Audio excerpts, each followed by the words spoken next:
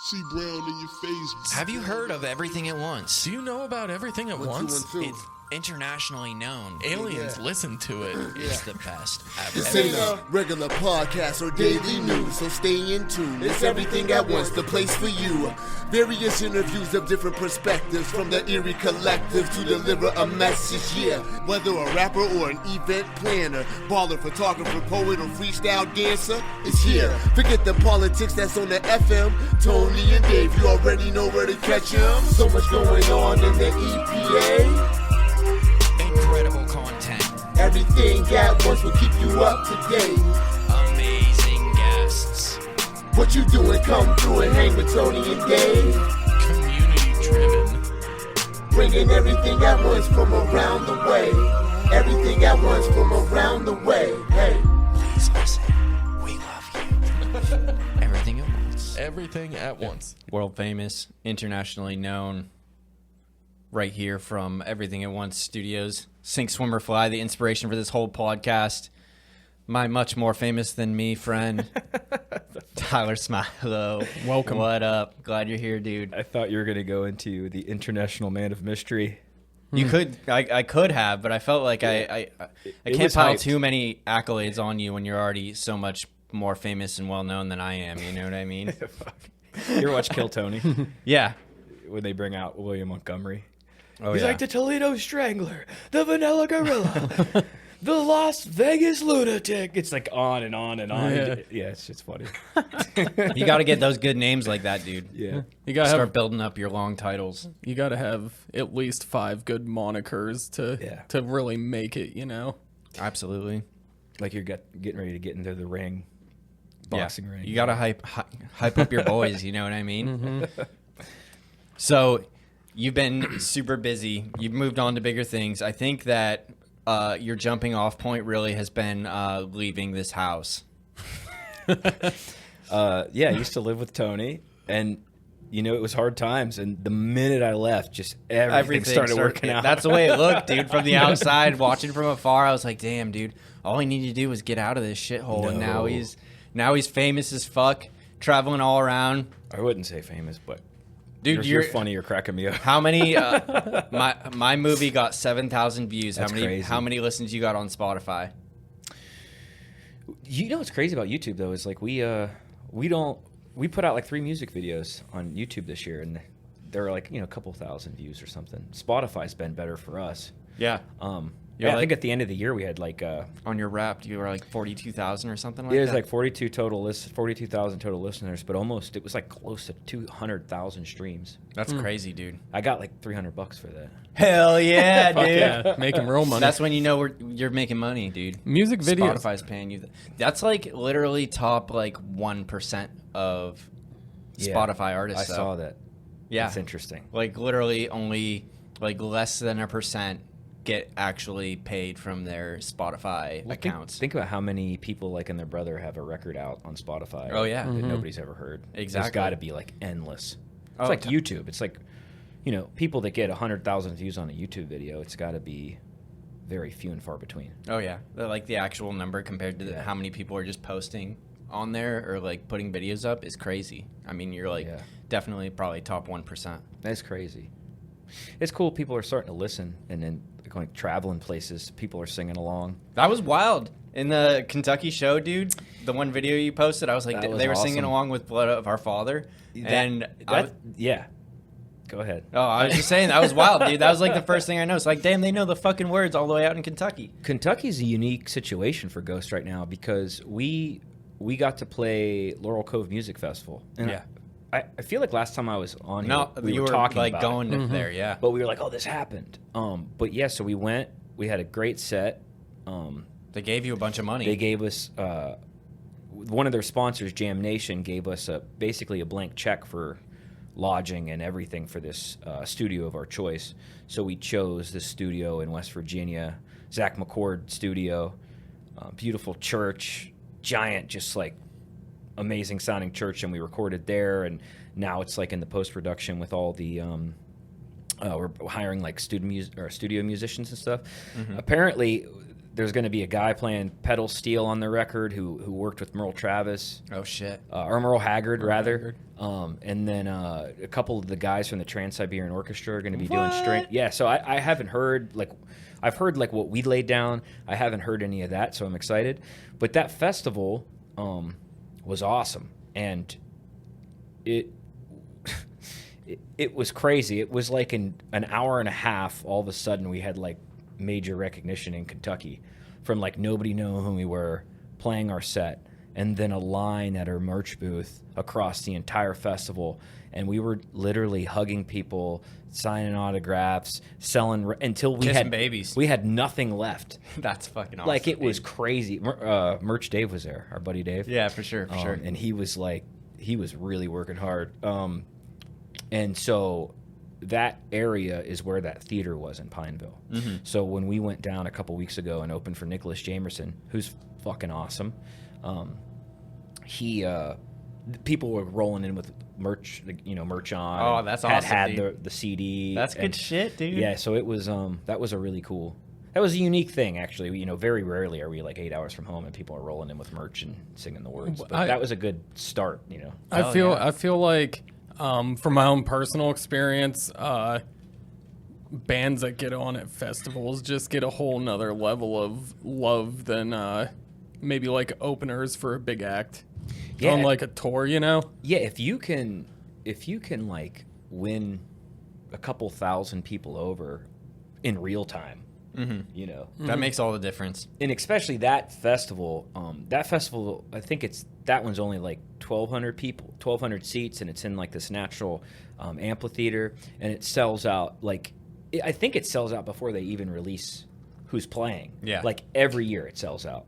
And last year, Red Clay Strays. Are you familiar with them? Not really. No. They are like, they really mega blew up. Since then, they have done like Jimmy Kimmel and all this stuff, and I think they just won a Country Music Award or something. Oh shit! It went like from 0 to 60 really fast. So they're known for kind of discovering people, putting them on. Yeah. Yeah. So everybody that was there was like super diehard. We live to see live music, and to win over that many people in a 45-minute set was huge for us. Jam Nation's a big deal too. Yeah. They're like a huge company promoter. Well, not Reverb Nation. You thinking of Reverb Nation? I might be. So Jam Nation is out of Australia, and they are building an app that's going to basically let fans direct access. It's almost kind of like a Patreon, but like it's not like a paid platform, but I think you'll be able to eventually like contribute to artists in different ways. But it pulls all the streams from all your socials into one place. Oh, nice! And you become like top fans of an artist. And the more you listen to that artist, the more perks you get, and the more access you get to that artist. Oh, that's pretty cool. So you can, from Apple Music to Pandora to Spotify to whatever, they connect everything to Jam Nation. They follow your page, and you can see like who is playing your music the most, like in the world, and then offer them like private concerts and. So it's badges, conversations, text messages, all that physical stuff like top listener hats. The guy from Australia was at Laurel Cove, and he had like these crazy belt buckles, like mock-up belt buckles. So they'll be like Tyler Childers' #1 fan, like this giant like gold belt, like shit like that. Yeah, it sounds like you're pretty close to doing like cameo type stuff. Getting on and just being like, "Hey, biggest fan. This is Tyler Smilo." Oh yeah, dude, for sure. Yeah, that'd be interesting. Singing people happy birthday. Yeah, that'd be fun. But yeah, lots of cool things, man. Just opened up for Railroad Earth like a couple weeks ago. That was awesome, dude. Railroad Earth is one of my favorites. I had known about Railroad Earth for a long time because I used to be into the hippie festivals, like back in the mad, crazy acid ecstasy days, and I know I had seen them over the years a few times and like really, really loved it. And since I've gotten clean and sober, I've gone out to jam shows, but haven't been like blown away because part of me is like, the drugs really kind of helped facilitate for sure. the excellent times I was having, right? Took it up to the next level. But they have good fucking songs and amazing arrangements, and that Americana banjo fiddle vibe. And I was blown away by their show. Yeah. It was crazy to be there. Yeah, and when we first got there, they were sound checking, and we kind of watched their sound check. And then we went downstairs to the green room with them, and they're from New Jersey, which isn't terribly far from Stroudsburg. So they do I don't know how long they've been doing it, but they do a double header every like Thanksgiving weekend at this same theater. Mm-hmm. And this so happened to be like their 35th anniversary or 35th show or whatever. Mm-hmm. So we sat down there and ate like chicken parmesan with them and their 35 show cake. Like they had this giant cake. So nice. Yeah, it was a cool moment, dude. They were super nice too. Yeah. Yeah, they were super nice. That's awesome. I wish it would have been closer. I would have been there for sure. I've never seen Railroad Earth, but they're definitely one of the bands that I would like to see. They were incredible. Yeah. And like everybody in Ghost is usually like, and we had an Airbnb like right next door to the theater. It's like you walked out the door and then it's like the building upstairs because we wanted to be like on site. Mm-hmm. And knowing from traveling with these guys, especially Dom and Jason being a little older, as soon as we're done, they're like in bed. Yeah. They were like front row, like, woo! Yeah, like the whole night. Everybody was super into it. Yeah. It was a cool experience, man. Yeah, that's pretty wild, man. For sure. Things are trending upwards, it seems like. We're also planning it hasn't been announced yet, but I'll say it first here. Oh, shit. Breaking news. We are doing the first ever Ghost Town Music Festival. Ghost Town Music Festival. It's going to be in Grove City. It's going to start as a 1-day festival. Like come in the morning, bring a cooler and a camping chair, and we're going to have bands all day and all night. Cool. Down in Grove City. Who else going to be there? Probably don't really know 100%. So I can't say everybody yet, but we're going to. I think the goal is going to be to not to compare ourselves to Laurel Cove, but there's so much good music going on. Mm-hmm. Like there's so much incredible songwriters that don't have like the Tyler Childers recognition. Right. To find people like that and bring them up here and it turn into something like, hey, every year we go to Ghost Town and we don't know who really we're seeing, but we know they're going to be the shit. Fuck yeah. So finding, I know there's some bands in it's going to be at Big Rail Brewing Company. Okay. So they're awesome. They just built up this huge stage. It almost looks like a festival ground to begin with. Is it outdoor? Yeah, it's like outdoor, but they have an indoor property now. But they do food trucks and they do beer trucks. Nice. A cool like whole camping vibe, like fire pits, a big stage, really nice sound, lights. And they have some people that they want to introduce through the festival too, from like Akron and I think Cleveland. And then we got a big guy coming up from Kentucky that we're super stoked about. But yeah, it's going to be like the first year. Hell yeah. That's awesome. Ghost Town. But in order to get like to that 10-year, you got to do the first one. You got to do the first one. Yeah, dude. First one's always scariest too. But like, I'm sure it'll be great too. You guys will bring good bands and it'll pop off. Tons of people will be there. Yeah, even if you get a few hundred people for the day, that'd be amazing. So yeah, it's a lot going on, man. Doubling down on the music. Doubling down. Always. Tripling down, dog. Quadruple down is what you really should do. Yeah. So that's going to be pretty sweet, dude. There's the cat. So the people at Railroad Brewing Company, they're pretty on board with you guys having the festival down there? Yeah, they're really into it. That's good.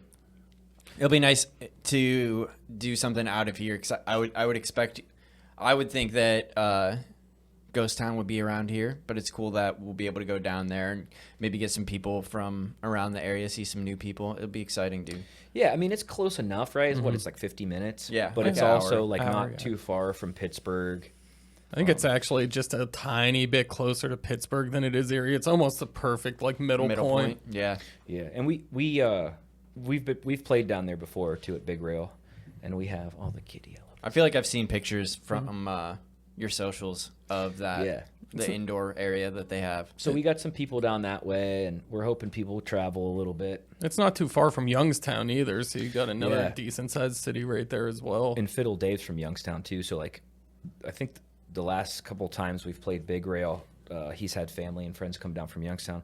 But I think it'd be good either way. I mean, they've been around for I don't know how many years now, but they have a pretty good. You go there on like a Saturday night and it's a nice summer night. I mean, it's packed. Yeah. So they have that going on. We've got a little bit of name recognition in the region, and yeah, really, we just wanted to. The inspiration for this too was a Hookahville. Mm-hmm. Okay. I don't know if you guys have ever been to a Hookahville. I've never been to Hookahville. So I grew up in Coshocton, Ohio, and we were like an hour from this place called the Frontier Ranch, and that was before they did the Legend Valley.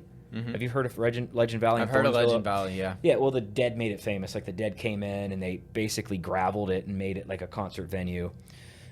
Frontier Ranch is in that area, and there used to be these huge... I don't know if they... I think they still do Hookahvilles, but they're not nearly as big as they used to be. Yeah. Like, you'd go to a Hookahville, and there'd be, like, leftover salmon would be there, and Ralph Stanley, and Rat Dog and Bob Weir... Dr. John, like all these kind of crazy... Is it Acoustic Hookahs? Acoustic Hookah would headline. Yeah. But the festivals was just stacked. Right. So they'd find all these amazing artists, get them to come and basically open for them. Mm-hmm. And it'd just be like incredible. So I guess we're starting small, but the goal would be just to bring in like awesome people and just close out the night. Hell yeah. Yeah. It's a good strategy. It's crazy to think that like we're thinking about having festivals or hosting festivals. You know what I mean? Yeah. Because like I went to Lake Effect Film Festival, and I feel like for our next project, like we have to almost have like a film festival because it's going to be 6 episodes. So it's more than a movie, and maybe not a whole festival, but like definitely like an evening. You know what I mean? Yeah. Of like Have you guys started filming? Not yet. We're still writing. We're still writing. Yeah, that's actually what we're going to do after we're done recording this show. We've been cutting back on our podcasting time and reallocating that time towards writing scripts. Is Dave writing? Well, me and Dave are both writing, yeah. Hell yeah. Dave's an excellent writer. Dude, Paranormal's up to 7,000 views. Fucking I mind-boggling. enjoyed that. Yeah? I watched it with Elliot. Yeah. Yeah. What? That's people have asked me if it's kid-friendly or if their kids can watch it, and I'm always like, I don't know. I mean, I feel like it's not the worst It's not movie like you could bloody show and your gory, kid. Yeah. but it is a little creepy, I guess. It Well- just depends on how much you want to keep your kid from... A little bit of language. I've kind of... The protection fence has been blown to bits. You know? Yeah. Elliot's like in the car like, Dad, put on Kendrick's new album. There I'm you like, go. oh, God. Kendrick's new album's pretty solid, though. Yeah, but he's 10, right? Yeah. Oh, okay. Well, yeah, I guess so. So, but my whole thing is like, listen, I'm going to let him express himself and kind of be inspired what he's inspired by, but it does backfire. Yeah. But he did watch Paranormal, and I think based off some of the things I've watched with Elliot, that's probably pretty tame. Yeah. But he liked it because he knew people. He That was were like in it. watching a movie where he knew people that was in it. Yeah, That's for pretty sure. dope. Yeah, but so I was gonna watch it anyway, either way, because you're my boy. I love you guys, and I guess I didn't think it was gonna be like dog shit, but like I also know what it takes. I went to Art Institute of Pittsburgh for a few years and was doing film production, and like it was mind blowing, like what really goes into making something like that. So you go into it with those expectations, like I wonder what they pulled off, and I was like, this is pretty fucking good. Yeah, I really enjoyed it. And then Brittany watched it; she really liked it. Yeah, a bunch of people watched it. We've gotten a lot of positive feedback. There's a couple things that I want to change for the next go around. I feel like first off, we were way too long for any sort of like film festival competition because most are like 5 to 10 to 15 minutes. And it was like 45 And minutes. it was 45 minutes. So we're taking like But that was a big undertaking, though. 3 long slots. No, I have no regrets about it at all. But if we want to actually compete and win awards, we have to make it shorter. And we need a better score, which I've got plans. I've already talked to a couple people. I talked to you about using one of your songs for... I'd love to have a song in it. Yeah, for one of the episodes, which For will go perfectly for. $100,000. That's right. No. You can use any music of ours. Yeah, and we'll that pay want. you too. No, we don't want no money. Just shut up, dude. We all eat here. I'm like, all right, give me $25 so I can get some tacos. That's all I was gonna give you anyway, dude. No, but I love that, man. It's so crazy that I've known you for probably 10 years. Right. And within just the last few, like you got gung gung-ho and like super productive and creative, and it's really fucking awesome. And then anytime we're in the area, we always have you come out and do pictures too. Yeah, for sure. No, it's great, and it's very much appreciated. I'm looking forward to the next shows that are coming up. I will fucking be there with my camera. We'll make some sweet shit, do some more, and I like doing those because I can continue to improve, you know what I mean, and keep learning and keep growing.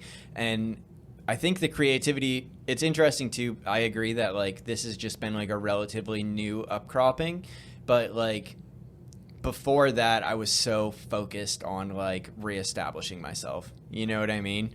Like that was like priority number one, like getting What do you clean. mean by that?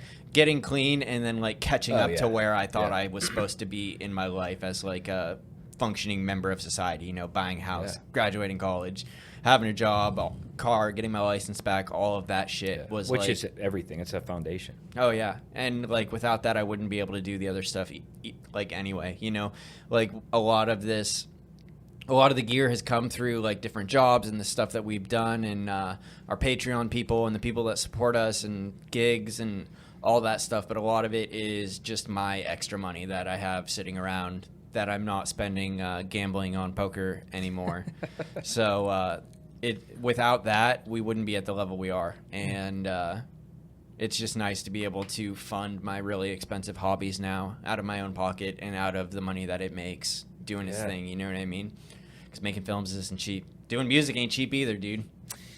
No, we've and it's crazy too. Like the more we've been making, and the more we want to be professional. You're hiring a photographer, and like out in Philly, out near Philly in Stroudsburg when we opened for Railroad, we had to have somebody, and we got somebody last minute, and she did great. And you got to have that in the budget, right? And hotels and Airbnb and marketing, food, all sorts of stuff. We just social media manager, recording. We just brought on a girl to help with social media too. Oh, nice, dude. Yeah, I mostly do it all, and it's been pretty good. A lot of like organic growth, and just kind of being like really transparent with people. Like that's kind of been the approach, but very unorganized and posting at random times and random shit. Whenever the thought strikes. Yeah, she what's her name? Ashlyn Keaton.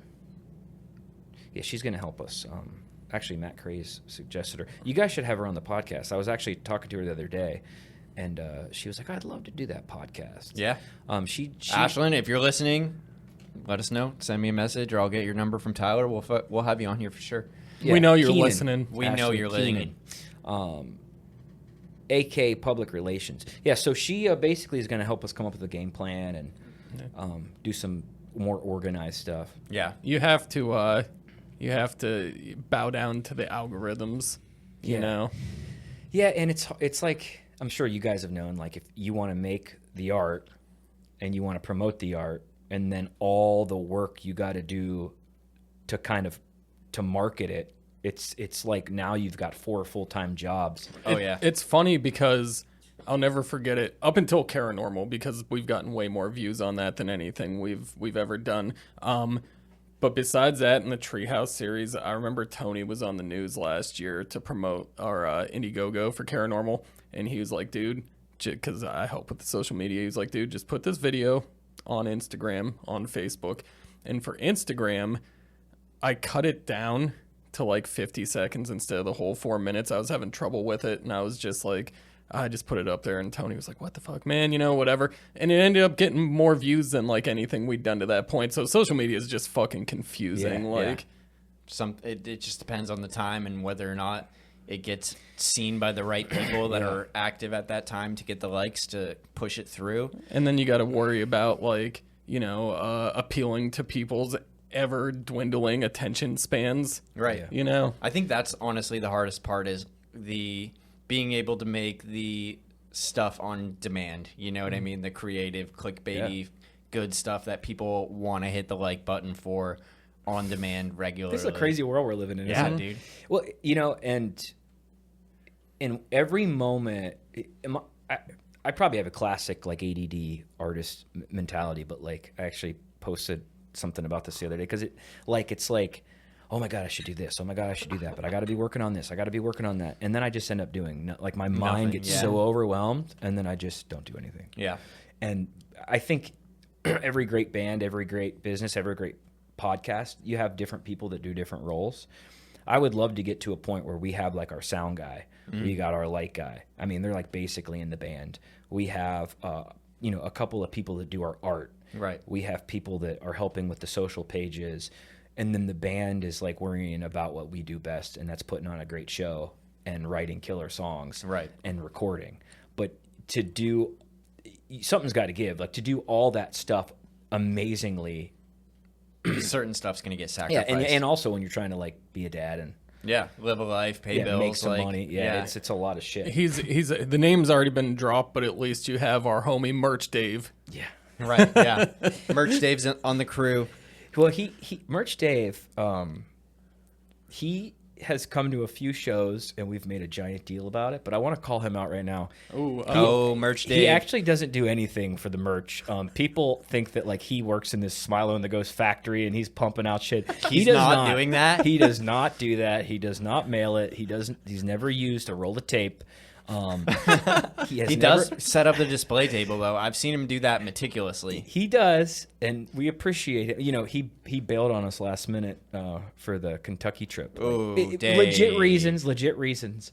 And then we got Vince. Uh-huh. You know, Oh, nice. Yeah. From the Gratitude House. Vince Aaron, I love him. Shout out. He did a great job. Hell yeah. Yeah, he had a blast. It's good, and I feel like growing any sort of like art is like a business in itself, and like I feel the same way about like our next film. Like I already am like trying to line up like who I want to work on what things and what aspects I think they can do well at, along with what roles I kind of want to take over or I need to improve on or work on myself. You know what I mean? It's just like building that team. You know what I mean? Yeah, and execution and focus. You know, it's so. Yeah. I often talk about. I used to get this feeling, and I think this is something that kind of kept me getting high for a long time, because music has always been there through addiction. Like, even in the worst of my addiction, I was still playing guitar like every week, if not every day. And when I didn't obviously worry about anything that we're talking about now, like what makes it happen. Just the actual picking up a guitar and like getting in the zone. Like drugs were amazing for that. Like every time I did I could always get to this place where music felt amazing. But I never got anything done. I never finished songs. I wasn't putting out albums like we are now. But like today, like if I say, okay, I got 2 hours, I'm going to pick up a guitar and write a fucking great song. I can't just turn it on like that when I'm sober. Right. So it's like this give and take that you have to weigh the options out. Right. So, and you got to find balance. And I think that you're spending a lot more time on the behind the scenes stuff, the non-music part of being a musician that a lot of people really I don't want to say people don't do it well, but like people don't want to do that part, you know what I mean? Yeah, it's not very sexy. There's a long history. I'm interested in this stuff. There's a long history of like great musicians who have done just an asinine amount of drugs during the process. But it always seems like those bands, the person that is doing said drugs has their bandmates dragging them into the studio to actually work and finish work, you know? Yeah. And we never, I never had that kind of money either. So it didn't work as well as maybe somebody like Anthony Kiedis. Who, who can like just have $1 million cocaine budget right to get him through a project. Or like I watch this and handlers and agents that are like picking him up and like monitoring him and making sure that he's going to be, you know, where he is so you can take him to the studio the next day. Like I've watched like documentaries on the Grateful Dead where like Jerry Garcia would give his heroin to Bob Weir because he knew Bob Weir wouldn't do it, and just be like, hold this for me and just give me what I need, you know, like just convenient situations like that. Yeah, and timing is everything. You know, I talking about when I was living here in what you were to tie into what you were saying too, like getting the house, getting clean, getting a job, getting your life in order. Like I had to genuinely build like a solid foundation. Like I knew I loved music. I've been writing songs since I was like 18. I've always been inspired to do that, and probably a little bit of natural talent with it. But like if you have no foundation at all. So like, you know, going into the rehab and then the halfway house, and then I was at the 3/4 house in Erie for like almost 2 years, and then I stepped down and lived with you for a little over a year, however long that was. Like, all that needed to happen in order to get to a point where it's like, okay, I got a good foundation. I'm not a slave to my impulses, and now I can kind of focus on this shit. But dude, it took like 4 years to get there. Yeah, exactly, dude. It's like now this winter would be 38. It's like that's okay. That's prime music time, dude. You need your folk music sensations to have a little bit of gray in their beard. You know what I mean? We talked about this last time. Yeah, we talked about how if a 14-year-old, like a clean-shaven 14-year-old, was singing some of these songs, maybe they wouldn't make sense. Right. I think look at Billy Strings, dude. You know what I mean? He's like the one exception, and even still, when you look at him, like when I first heard him on Spotify or whatever, I think you told me to check him out or something back in the day, or maybe it was Matt.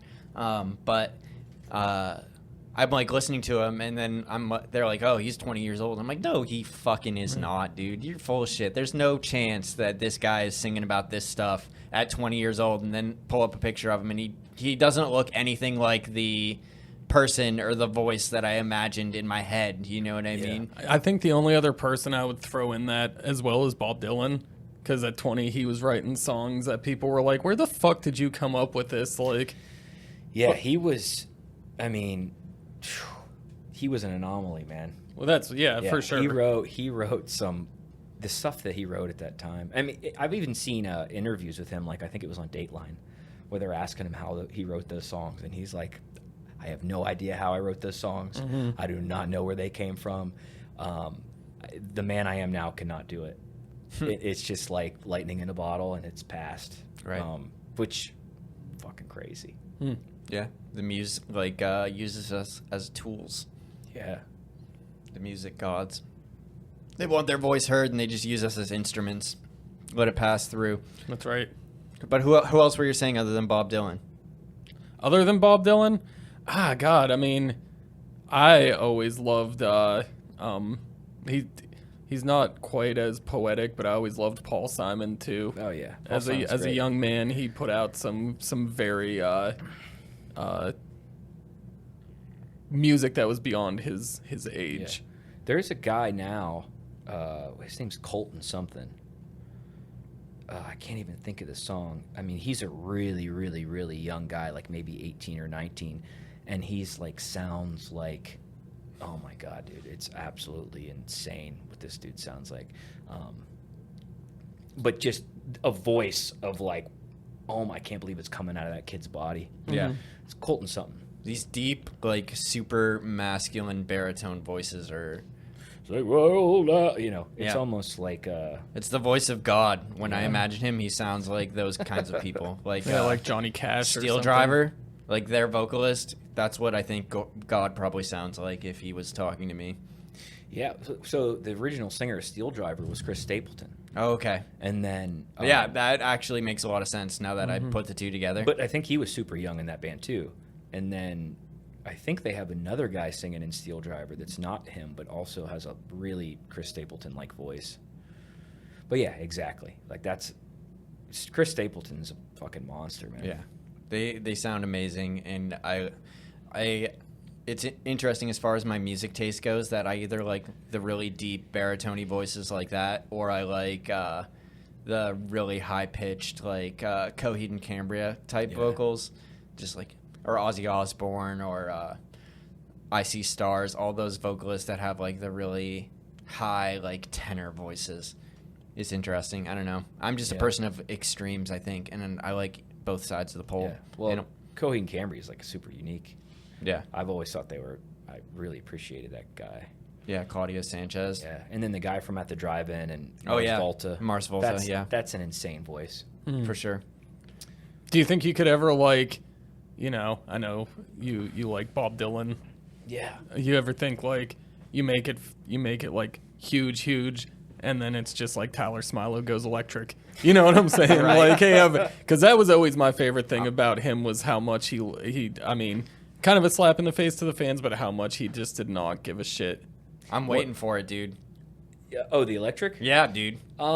We this record that we did in West Virginia, there's a couple songs that have drums. Whoa, Ooh, damn. We hired a guy out of Pittsburgh, and You let me listen to one song too that I thought was really cool. the Black Sabbath song. Oh, I didn't know I was allowed to say it. Well, you know what I was gonna say. That song is not out, and I don't know if it will. I was gonna say, Is it not gonna make the album? no, I think it is. It's just every time we go record, now you wait for like months to get everything back. Right. And we actually did a video for that song, and I don't know how the video turned out. I was like, we like learned it the night before, and then went in. Adam McKillop, our mandolin player, I went to get coffee or something, and by the time I had gotten back, he had already tracked the guitar part. So Nice. I just hopped in and did vocals reading off of a sheet. So we've actually never really played the song outside of the studio. Yeah. So and then that second, a film crew showed up. Hey, Jam Nation sent us to film this video. Oh, nice, And I'm dude. like, That's I sick. don't know how it fucking goes. I'm like, if I would have ran it, the guitar part, in like Adam tracked it. I Right. didn't even, yeah. So the whole video, I'm thinking I have no idea how this song actually goes. I'm just like fucking faking it. So I hope it turns out well. But what I was gonna say was maybe we could play that song at the end of this podcast. Oh shit. As but would that mess with Spotify or anything? I don't think so. I've never gotten any sort of issues from Spotify, and if it does, then I'll just take it out and repost it. You know what I mean? Yeah. Not a big deal. But yeah, if you Whoever want- listened to this far and listens to the end will be the first people ever to hear the Black Sabbath cover. Oh shit. That'll be pretty cool, dude. I thought it was really sweet. I know I've been kind of talking to you a while about busting some covers out every now and then, and it seems like that's going well for you on like Patreon. I know I saw like a Tyler Childers cover you did like not that long ago. Got the Black Sabbath song, and Oh, you know what? I did share that on Patreon, the Black Sabbath one. The Tyler Childers things. The last few days I've been messing around with those. I haven't put those on Patreon or even done like a full version of them. But I know that I should probably. People seemed excited to maybe do it in a live set. So Yeah.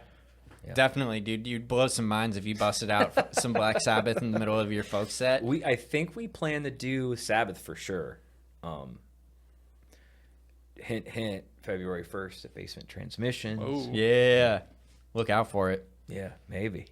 That's always one of my favorite things when you're seeing a live band and they bust out some random cover of something that's not really theirs or something that you would typically hear in that style of music. It always just gets you fired up, you know what I mean? Oh yeah, and that was kind of the plan with it too.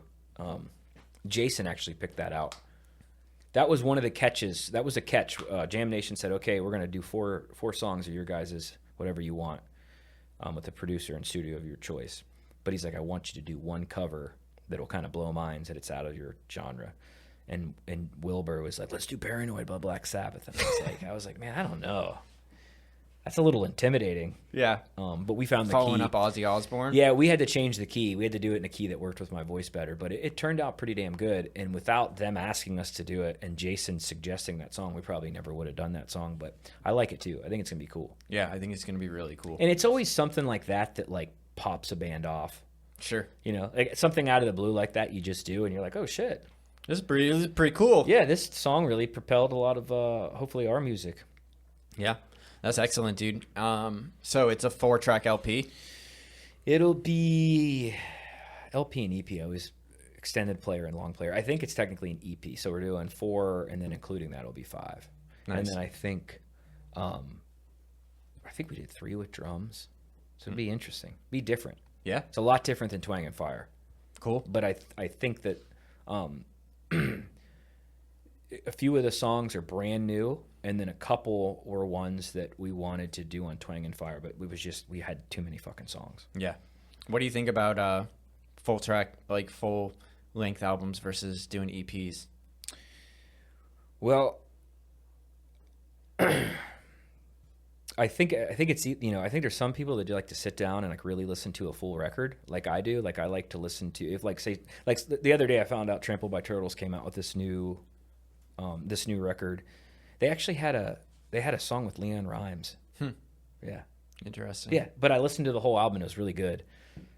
But then also there's something to just putting out like one song at a time. Yeah. So maybe with this maybe with this EP, some of the ideas I had was like we get it printed on vinyl, because we did really good with the Twang and Fire vinyl, and now I've become a collector myself. Hell yeah. I went from the new stereo setup. Oh yeah, I went from having like 0 records to like 350 in like a couple months. That's a lot. That's a quite a bit of jump. substantial growth. Oh yeah, and I know a lot of like 50-cent buckets. I find a lot of shit like that.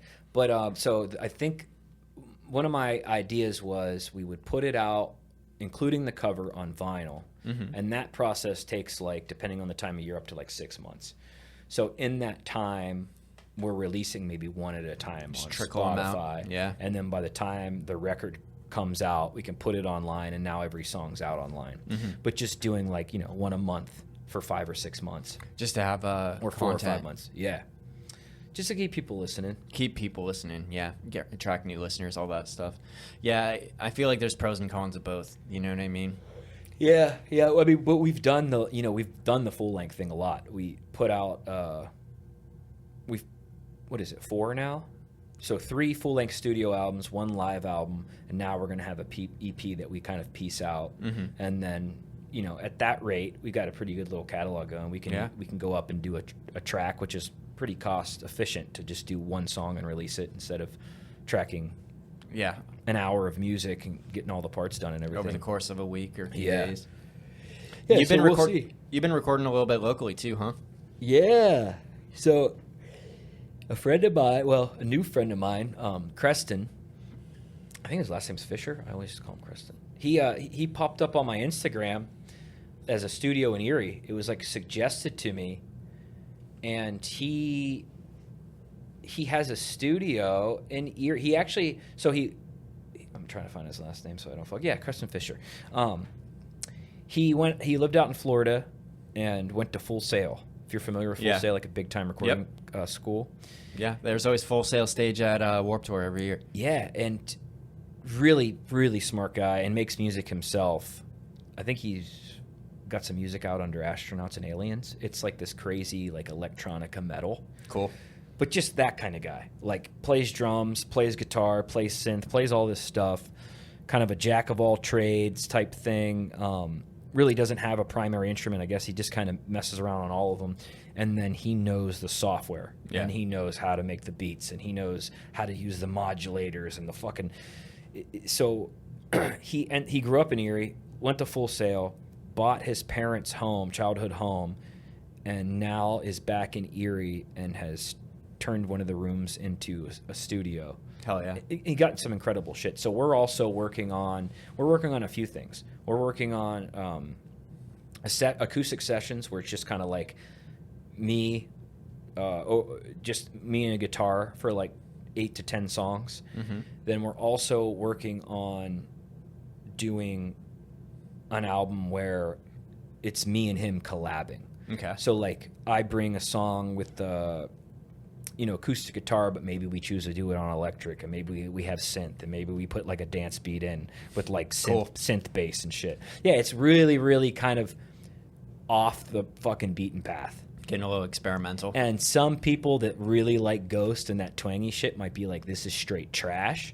And then some people that aren't into that might be like, oh, this is the best thing I've ever heard Tyler do. Yeah. So I expect both of those things to happen. But, dude, I love like Beck and Radiohead and the Gorillaz and all these kind of bands that do this really like, I don't know what this is, but it's like got this taste of like, you hear the songwriter in it, but there's like these elements of like electronica. I love that, dude. Like I love Jim Cotta too. Yeah, right. They're actually at the Rook tonight. They Are they tonight? Oh yeah. I saw they were coming. I didn't know it was tonight though. That's kind of pretty cool. It is tonight, and I wish I was going. I'm not gonna rule it out for myself yet, but we'll see what happens. Maybe I'll be there, maybe not. Maybe I'll bring my camera. I haven't taken any pictures around here in a long time, so maybe we'll see. But yeah, and that's kind of just like to scratch like this creative itch of doing something outside of what Ghost is doing and what I've been doing. I need. Sorry about yawning. Yeah, dude. Woo! Gotta catch up on that sleep. No, I've been sleeping good. I've always wanted to do a record like that, but I'm not a software guy. I'm not a computer guy, really. Beyond just plugging in a mic and pressing record. Right. You need a Creston, that knows all the ins and outs. I and need all a that guy shit. like that to do that. Right. And this guy kind of fell out of the clouds, and he's fucking awesome. Yeah. And he's really into, he loves Ghost, and he loves the songs, and he's like, dude, like I sent him something the other day, and he's like, oh, I think we should put like a big swing band behind that. And like, I'm just like, what the Ska fuck? music? I don't know what exactly he's talking about, but a guy like that has no attachment to like anything I've done, and is like, No attachment to a genre either. yeah, like let's do that, but like let's make it some like weird, dark sci-fi alt country. And I'm just like, okay, Sounds like fun. yeah. So that's been really cool. Yeah, that sounds real sweet, dude. Recording is fun. Making music's fun. Yeah. It's nice that you got somebody that you're stretching out of your comfort zone too, and you got Creston playing the synth and adding all sorts of weird shit. Yeah, and we've been working on one song. We've probably got like 25 hours in this one song, maybe more, and it just got really out of hand. Like there's this crazy breakdown in it that's just like it's really out there, right? And he's like, would you really put this out? I'm like, dude, I think it's pretty fucking sick. I mean, it is it's like two guys with all these toys. Like, what else can we put in there? Yeah. So yeah. That sounds like fun, dude. And it's good that you got somewhere around here to go and do that. And I'm looking forward to it. Yeah, this guy lives 1 mile from where I'm staying now. Oh, cool. Yeah. Right down the road. Right You guys down are the road. practically neighbors. Yeah. Practically neighbors, no doubt. I think it's like a 4-minute walk, 5-minute walk. There you go. That's No, not no bad at all. excuses. No excuses. We expect that new weird electronic fucking reggae ska. Right? Yeah, I don't Tyler know. Smilo. If they're- As soon as we get like a solid vocal take on it, I'm actually going over there tomorrow, Saturday, so I'll send you like an example. Ooh. But keep in mind, we have this idea. This is like the first song, the application of the first song. So I'm sure it will evolve and get honed in. But this is kind of just like what happened on like, okay, we'll start with one song and see what we can do. What are you going to put it on? Are you going to put it on the Smilo and the Ghost Spotify? Are you going to put it on I probably will put it on Spotify under DistroKid or my something? name. Yeah? Yeah, Just Tyler Smilo? probably. Okay. Yeah. That's probably good for like branding Branding. purposes. Yeah. We don't want to throw. Too much into the mix under the Smilo and the Ghost Yeah. thing. That's what I figured you probably do, but I wasn't sure if you had like a band name or if it would just be Smilo's side project or whatever you want to call it, you know what I mean? Yeah, just kind of like, seeing what happens. It is really different, like I said, and there's definitely like elements, like poppy elements too, like weird effects on the vocals and all sorts of weird shit we're trying to do. So I like that. I've always been a big fan of power pop. yeah, it's gonna be like my Post Malone. Yeah. Like Post Malone went country, and now I'm going Post Malone. Doing some hip hop pop shit. You gotta go against the grain. Yeah, Always. like Beyonce and Post Malone go country, and then I go dance pop. So here's the question. I've asked this to people before, musicians on the show. So like, if the dance pop just blows up, like if you do like one like K-pop type song and it just gets massively popular, like you gotta become a K-pop artist, you know? I Like, wouldn't say it's K-pop. I was just using it as an example, yeah. But I don't know. man. K-pop does have some crazy, incredible production to their music, though. Yeah, I'm not high. I guess I don't really know what K-pop is. I'd have to Celinda listen to it. fucking loves it, dude. Yeah. That's like her latest obsession. Isn't it like Korean boy band stuff? Yeah. yeah. Yeah. She fucking loves it, dude. I don't So, know. but like dance pop, let's say, like the It's- stuff, or like electronic music that, you've been experimenting with, whatever. I think anything like that, though, like say something like that, not that it will, but say something like that, like popped off, and now you can use money from that to kind of fund every creative project. That would be fucking awesome. I know if I listen to, like, I like a broad range of music. So, I could get down with both. But if I listen to like a killer, like house music album. And then I was like, oh, I want to listen to more of this guy. And the rest was like, bluegrass. I'd be like, huh, this is, Interesting. I'm confused now. Like, Yeah. But I think a lot of people like a lot of music. You know what I mean? For sure. Like, Well, I do. It's like I wrote the songs for Ghost and we arranged that, and it fucking those guys, and I really love that. But I also like really like Jim Cotta. Mm-hmm. Like I can't be the only person that like. Really, no, for sure, dude. And when you're like somebody that makes stuff, you're like, if I go see a good reggae band, I'm like, man, I should put out some reggae tunes. Get really inspired and like want to do it. And I think that to not do it because I sing these gritty folk songs or these indie folk songs, and I don't have an audience for that. Because I think that's a thought that comes into your head or my head, like, oh, who the fuck would want to listen to that?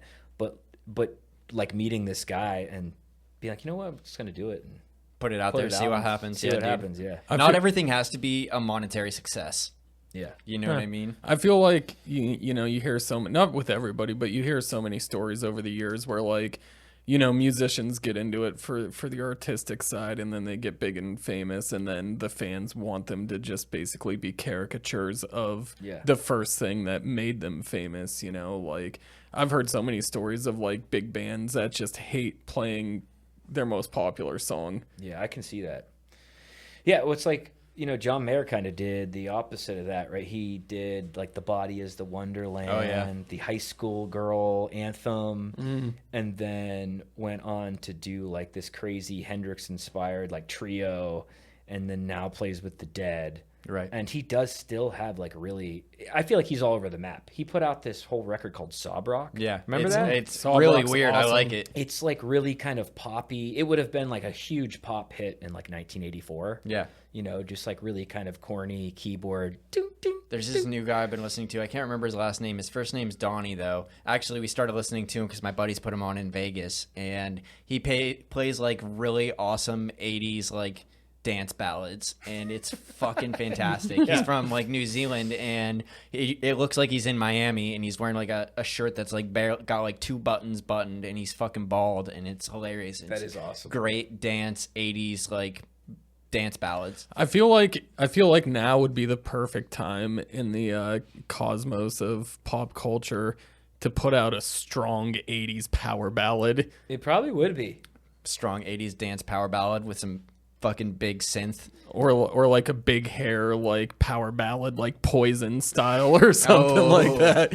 I feel like it's a unique time for music, outside of like the Americana folky stuff, which seems to be going kind of back in time a little bit and kind of sticking to this like traditionalist sound. Sure. You hear like stringed instruments, acoustics, but also all these bands that are bringing in like elements from the 70s. We're at a unique time in history where like we have all that as inspiration. Mm-hmm. So you might have this modern dance band, but they're like, oh, that was really fucking 80s, or like that lick was like super straight out of the 70s. Mm-hmm. And like we're pulling from all that shit and kind of making some crazy music that couldn't really exist at any other time but now. Right. Yeah, there's a lot of that. There's a lot of bands that definitely do that 80s thing, and I can't think them off the top of my head. Like Glass one Animals. that I think of is like Jamiroquai. Mm-hmm. Yeah, I think so. Yeah, I know the name for of that. sure. Yeah, he does like really dancey 70s, 80s music, and and he's been making like modern music forever. Maybe not forever, but like since 2008-ish. Yeah, probably before that. We're sitting here listening to it now, saying like, "Oh my god, that's like total throwback." But like, if time traveled back to the 80s and listened to it, it'd be like probably super futuristic sounding. Right. Mm-hmm. Yeah, it's just crazy. It's how history plays into all this shit. Right. Modern take on old classics is fun. Yeah, and there's no doubt, and I don't know if I'm living in some sort of echo chamber, but this bluegrass, folk, Americana revolution happening, like I feel like it started with Avett Brothers and like Mumford and Sons and the Lumineers, but now it's like, like we said, like Post Malone is now going country. And Billy Strings. What's his name? Jelly Roll? Jelly Roll's going country. Beyonce's going country. Like there's no doubt that this Zach Bryant's like super fucking huge. Mm-hmm. Tyler Childers is like an icon now. Right. Don't forget the grandfather of going country, Kid Rock. Yeah. I think that he probably sits around in his mansion saying, "You know what? I started this with that picture song. Yeah, for real. Because he went from like, you know, the tracksuits and ball with the ball to like, I got a picture of you. Right. Yeah. Well, I think that also country music has maybe not been slept on, but like at least in my universe, country has always been like selling out stadiums and shit like that. Like I don't know. But it's better now. Brad Paisley and all that shit has been selling out stadiums, but that's like pop country. But there's like an authenticity to like a Tyler Childers record that you're not going to get from like a Florida Georgia Line record. Right.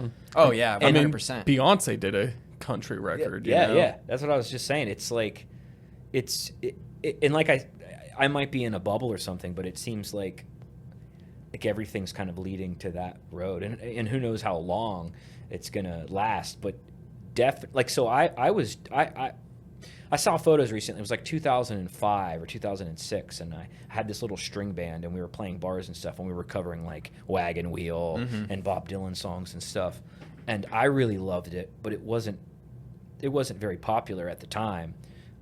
And you know, over those the last 15 years or 20 years now, I've just kept kind of evolving what I do within that genre, and then now, like the whole world's on it now, and there's no doubt that that's helped us get a little boost in popularity, and like probably will continue to.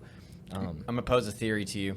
I got one too, but I want to hear yours. Riding that wave, baby. So my theory is that the country megastars were always there, and they were selling out stadiums like Brad Paisley, Florida Georgia Line, all those people. George Strait, all Garth those Brooks. people have been selling out huge country stadiums, but the country fans were not as technologically cognizant as a lot of like indie rock guys were. So they didn't have like the BitTorrents and the Spotifys and the YouTubes and like all of the old things, all of the old ways that we used to consume or download our music. And now that Spotify is out and universally accepted and universally used almost, it's exposing a ton more people that were only listening to the mainstream name brand country music that are able to get all of these smaller Maybe so. people. That's my theory. There's probably a lot of factors.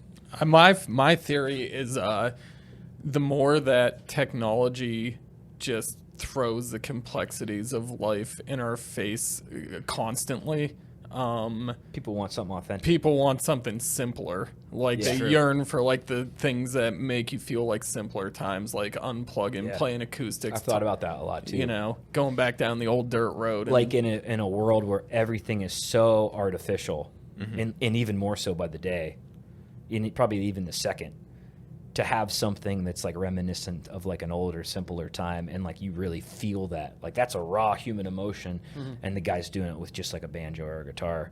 Yeah, I definitely feel like that's true too. Right. I've actually heard, I read a couple articles about this over the years, but so yeah, you're right. They've always had country music. Willie Nelson, I mean, he's been crushing it forever. Yeah. Since the late 50s. Hundreds of years. And yeah, of course, Willie Nelson's always selling out stadiums, and Johnny Cash was big all through even the 90s and the 2000s. But so you had people that have always, you know, especially people down south that just love that music. But people say that the movie Oh Brother Where Art Thou kind of put that old-timey music on to the popular culture. Yeah. I mean, it's a huge movie. I mean, yeah, and then shortly after, now you're hearing like banjos and like pop songs, and it kind of makes sense because that was shortly after where like Avett Brothers all of a sudden got huge and Mumford and Sons got huge. I think Mumford and Sons has since went like indie. Yeah, they're a little bit more poppy, I would consider. yeah, I think so. They went like electric guitars and stuff. But they're great. It was really cool to hear. I think it was Little Lion Man when that first came out. It was really kind of cool to hear that on the pop charts. I think I remember specifically telling people like that is, you know, I might not love these guys. These guys might not be my favorite act in this genre, but that's good. That's good for music as a whole. Yeah. Because that sounds like shit that I like, and it's on the radio, and that hasn't happened ever. Yeah. No, it's great. And you love to see people expanding and society and culturally expanding and becoming more accepting of different things that you wouldn't normally get to see in the mainstream media, you know what I mean, or the mainstream radio or whatever it's called.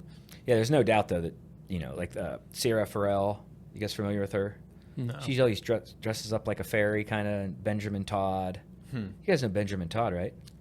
Using Again. Sounds familiar.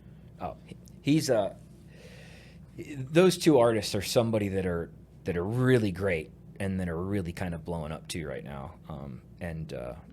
Billy Strings is a part of that wave, and I see a lot of more unique artists coming out or getting more popular lately. Like one person that I've listened to for a long time is like Lindsey Sterling, who plays like violin and just does crazy electronic dance beats to it. she's like super hot. Yeah, super hot. And she shreds the fiddle like these Celtic dance beats. Exactly. And she's great too.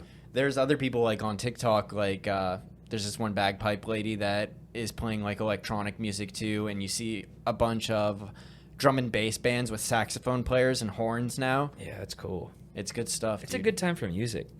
I feel like anybody that says, "Oh, there's no," and I hear people say this, "There's no good music that's happening anymore. Like this generation sucks for music." I'm like, maybe like 10 years ago, you could say that based off what was on the radio. But I feel now that there basically is no pop radio. Exactly. I mean, they don't have like a Casey Kasem's top 40. They might. Maybe they might. Who knows? I'm not listening to it. No, TRL. but like, there is incredible in a band that, I love these guys, Manchester Orchestra. Mm-hmm. Like I keep getting into them more and more and more, and like loving their older. It's just like everybody now is kind of predisposed or desensitized to like, I don't know if that's the right word, but it's like a time where like genre doesn't matter that much. Mm-hmm. Like you can, I might listen to like a Trampled by Turtles record, and then I might listen to like an old Hank Williams record, and then throw on like a Manchester Orchestra. And then Kendrick, because the young lad wants to listen to. But yeah, all over the place. Gorillaz, like I just like so, and I think it's nostalgia. The older you get too, it's all nostalgia For sure. You don't have record label people that you have to appeal to with your sound as the only outlet to really get international exposure, national exposure. You can just put stuff on Spotify or YouTube or your social media, and if it catches on, it catches on. So you don't need to make a certain type of sound that you think someone high up that's trying to sell records. I think it's so much easier to find new music through like Spotify and the streaming platforms too, because in the past it was you had to get like recommended something from one of your buddies, and then you had to spend an hour like finding the right torrent and downloading it and then putting it on your iPad or whatever you had, your iPhone or iPod. Like 20 years ago. Buy a CD. You can make a CD here, or whatever, and you would be extremely lucky to have someone listening to it, even like Philadelphia, Cleveland, now that you can just like play it from anywhere with Spotify and stuff and streaming platforms. Someone could be listening to you in Los Angeles 20 years ago. That would have been such an incredible long shot for someone. You'd have to be a band that was like touring. Right. Somebody'd have to happen to catch you at a club or something and love you and buy your CD, and then hope to God they find out you're coming around again. Right. And then burn it for like 4 or 5 of their friends. When they listen to it in the car when everybody's rolling around. Like, don't worry, bro, I totally bootlegged your record for all my friends. Yeah, dude. Which was valuable, though, because now you come around and now you got 20 people that heard your shit. Now they're going to come to your show. Right. Yeah, there's so much.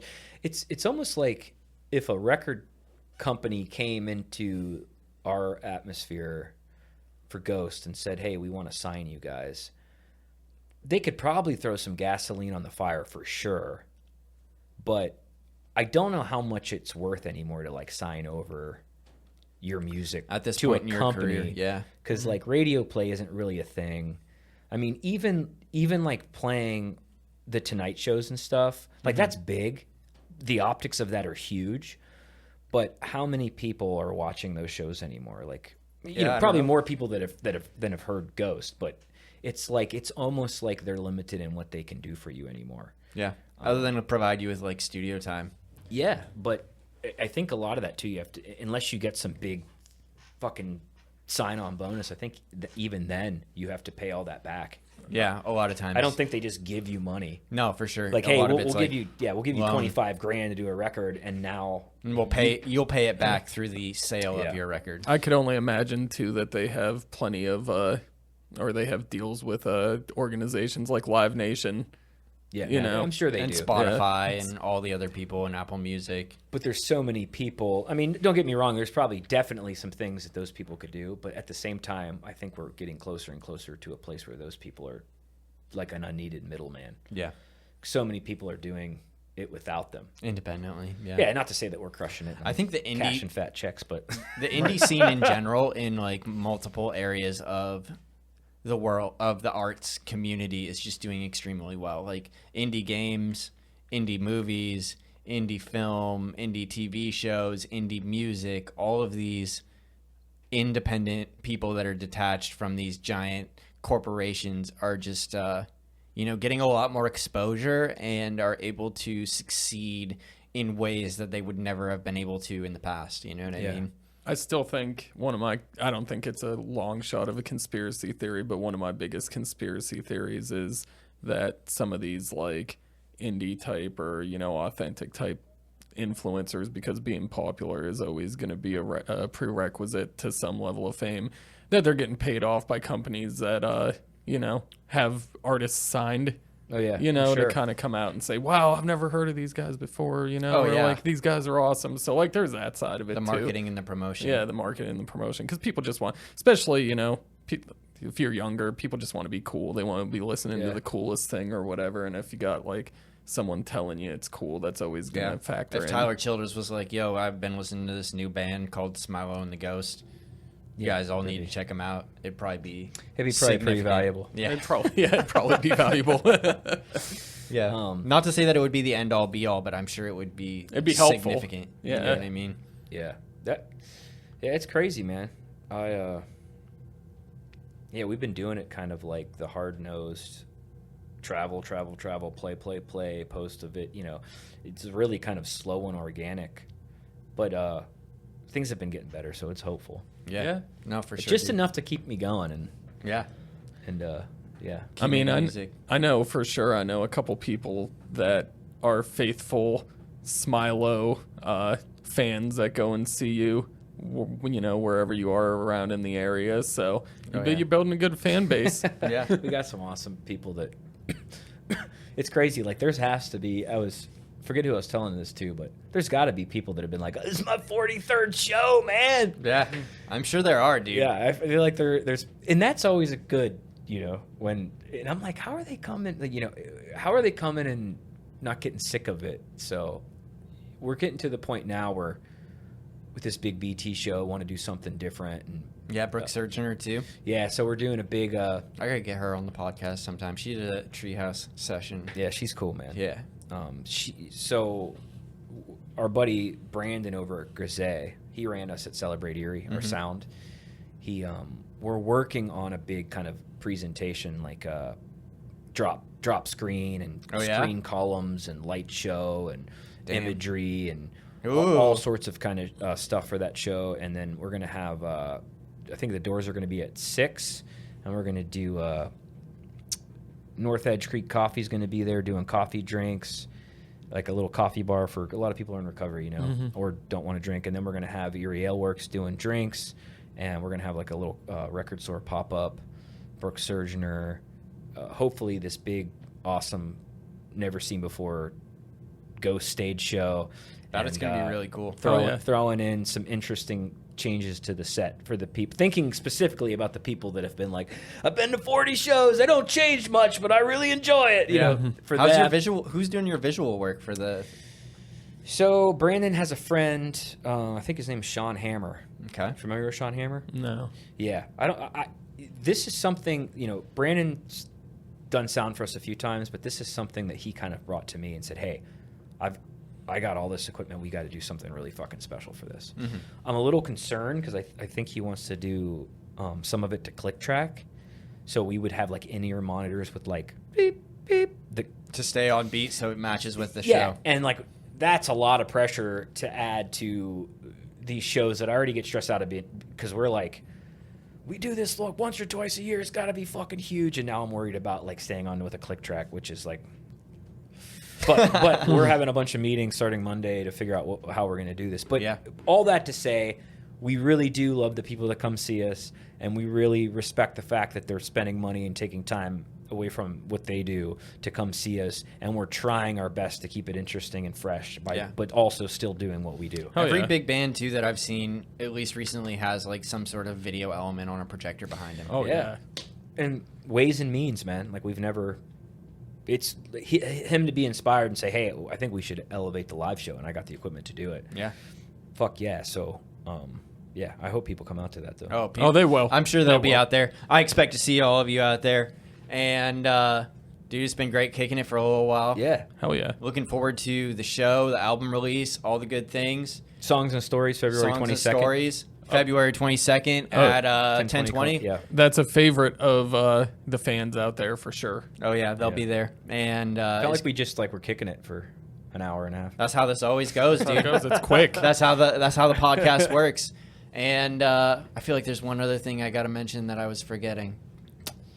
Yeah, I don't know. Go to the shows. Go to all the shit. Oh wait, are we gonna be listening to a song on the podcast after this? That's what I was forgetting, dude. You guys are all in for a super sweet mix of Black Sabbath, Smile and the Ghost goes fucking classic rock.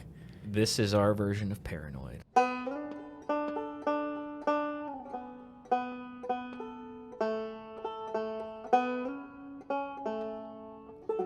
Somebody is watching me.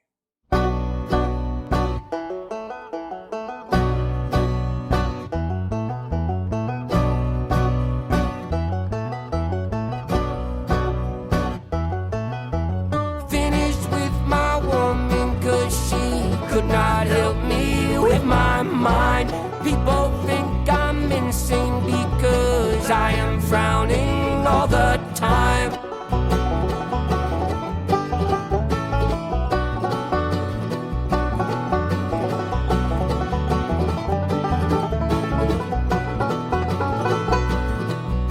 All day long I think of things, but nothing seems to satisfy. Think I'll lose my mind if I don't find something to pacify. Can you help me? Occupy my brain.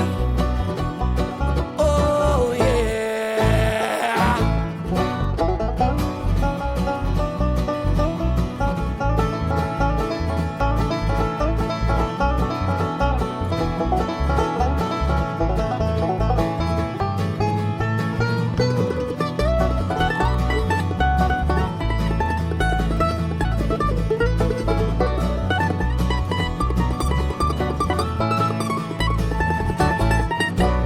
I need someone to show me the things in life I cannot find. I can't see the things that make true happiness. I must be blind.